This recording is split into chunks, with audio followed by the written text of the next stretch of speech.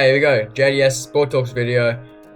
Today, again, no real plan. Haven't really looked for stories really today, but I'm just gonna wing it a little bit. Two AFL things I'm gonna talk about. One's Eddie Betts. The other one is the Eagles. Actually, three things, and the other is McKenna, because McKenna has got the coronavirus. McKenna is an Essendon player who has come down with the coronavirus in the last day, 2 days, and so their game, the Essendon game, has been not cancelled, it's being rescheduled till later on, but has been cancelled for this weekend. It will not be played because obviously McKenna has coronavirus. It was something about he got tested, because they always get tested, I think it's every 3 days they get tested, AFL players.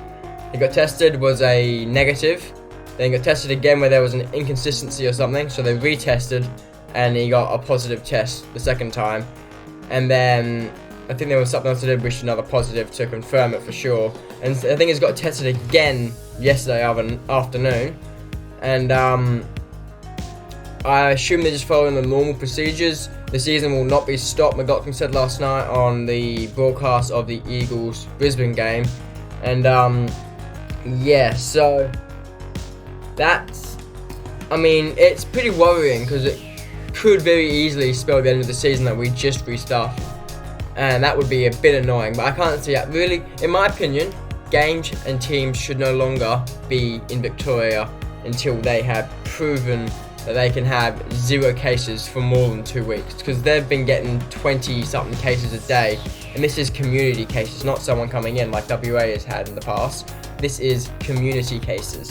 One person who lives in Victoria passing to someone else. For example, in WA, I think we've had over the entirety of the coronavirus, we've like 1 or 2 community things. That's all we've had.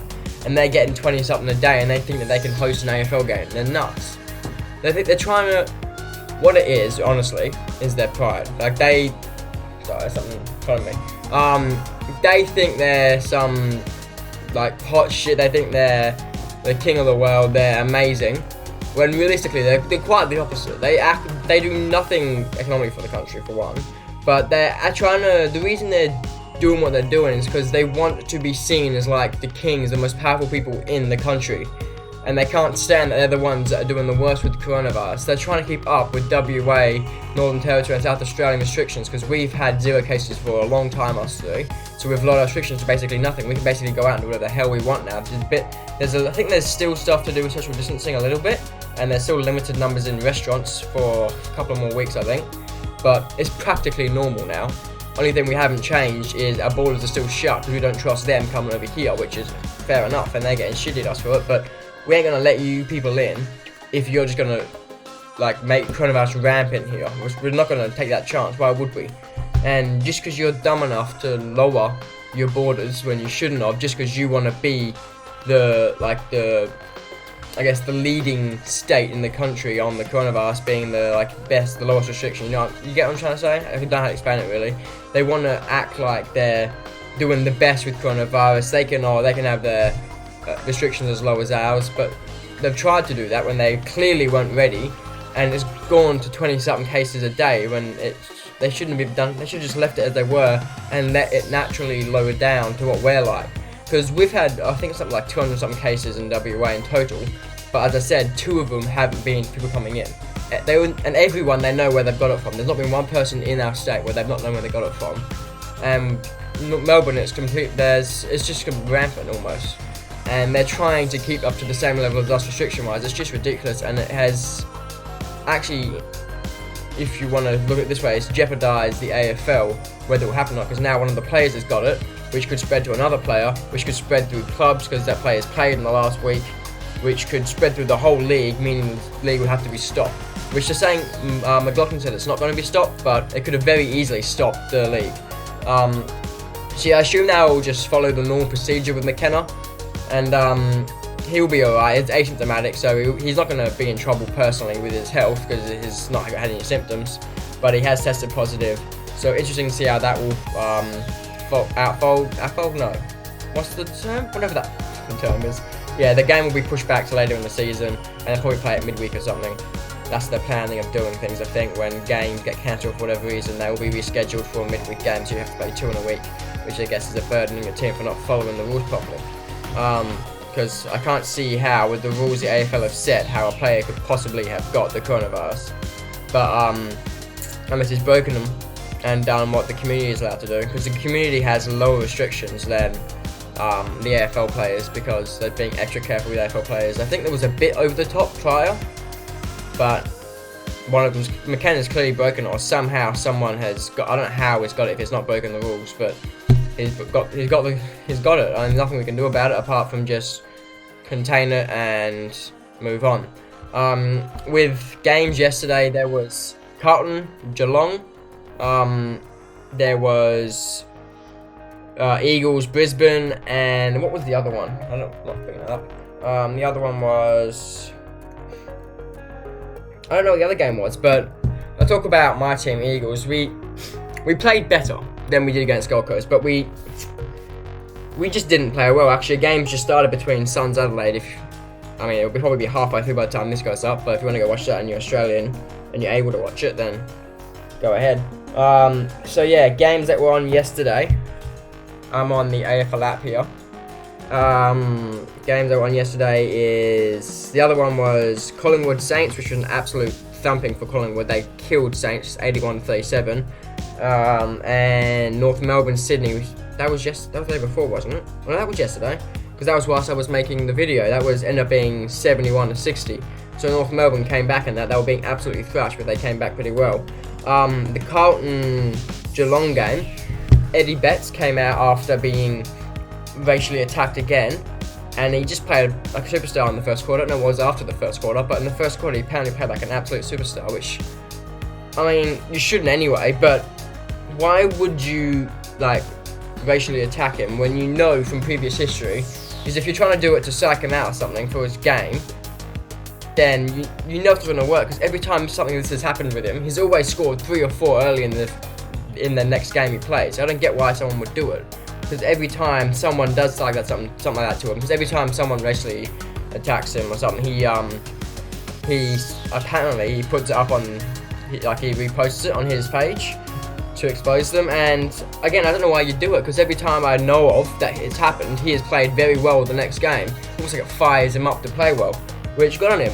But obviously you shouldn't do it anyway. Look, obviously, I should have to say that. That's blatantly obvious. You shouldn't be doing this. There's enough talking about this. If you want to get a whole rant on it, I'm not going to do a rant on it, because that's just not my position. So yeah, obviously you shouldn't be doing it anyway, but I don't know why you do it even beyond that. If you're the sort of person who does do it and you're trying to psych him out, it just doesn't work. It does the opposite effect, so it's even stupider to do it. But Eagles game, as I said, didn't play very well. Yeah, 74-44. By the way, the Carlton game, after being in front by a lot, Geelong came back late. It was 77-79 Carlton. So Geelong almost came back and won that. But 74-44 for Eagles. We were in front. I almost think our problem might be our coach, in a way, because Allen, I'm sorry, he cannot play in the ruck. He just cannot. You stop trying making something is not. Get him out of the ruck. Seriously. You can't leave Allen in the ruck. It's just not his position. We have Vardy, who's healthy at the moment. Fit, I'm saying, healthy to play. We have Hickey, who's capable of playing very easily. We've got a premiership player, and I think Hickey, who would have been in a almost premiership team for St Kilda years back. And he's played well for us last year, and we're trying to play Joe Allen in ruck, whilst not having Nick Nat play full time. We're pulling Nick Nat off the field off way too often. We're really limiting his minutes still, and I just don't know what he's playing. Simpson's playing out with that. And there's a few other things which I don't quite understand. I think Darling needs to get his ass on the training field and learn to mark the ball, because he's just got the hardest hands I've ever seen. He dropped one in the grand final, as I mentioned previously, and he dropped about 17 yesterday. He got one that was given for him, where it was less of a catch than Gary Ablett Sr.'s mark of the century. It was literally popped out of his chest straight away, one hand dropped it, and it was given a mark. Shouldn't have even been a mark. I'll take it, because I'll take anything with him when it comes to taking a mark, but he just needs to work in his hand. There's so many problems the way we're playing at the moment. You see little glimpses of how we can play, and I'm hoping that a lot of it is the dewiness. So because we're like known for being bad and dewy, I think WAs are known for being bad in dewy weather. Dewy weather is like moisture in the air and stuff. I don't know if it's a term that we only use, like moisture in the air and stuff. Late at night, you get dewy weather, or early in the morning. And when you're in Queensland, a place where it's really bad for being humid and dewy, you're playing at 5. I don't understand why. I can't tell if it's because they're putting us at 5:40 because obviously Victorians don't like us. Like they just, as they think they're like kings and they don't like us. We hate them. Everyone hates them, but they don't like us particularly. So it's either they're putting us at 5:40 because they know we can't play in dewy weather. 5:40 p.m. is what I mean by that, in the afternoon, and then they know it will be dewy at that time. Or they're going to use the excuse that we are a good team. Well, we were last year a good team, so they're scheduling us as if we're a good team, so we should be at prime time, which that could just be the reason, but I don't know. It could be they're just trying to be biased because they did it in, I think it was 92 or 91, where they purposely put sprinklers on the field before the game because they knew we would be bad in dewy weather. That was back ages ago. I said we're notoriously bad in dewy weather. I'm not sure if Fremantle are the same, but our next game is in non-dewy weather, or shouldn't be. It's in midday, 11:45 p.m. our time, so probably about 3 o'clock their time. And that's against Port Adelaide. That is in Queensland. And that will be the real test, see how we play in that game, if it is the dewy weather or if it's us just being shit this year. As I said, Alan should not play in the ruck. But yeah, this has been JDS. I don't have anything else to talk about. Thanks. Bye.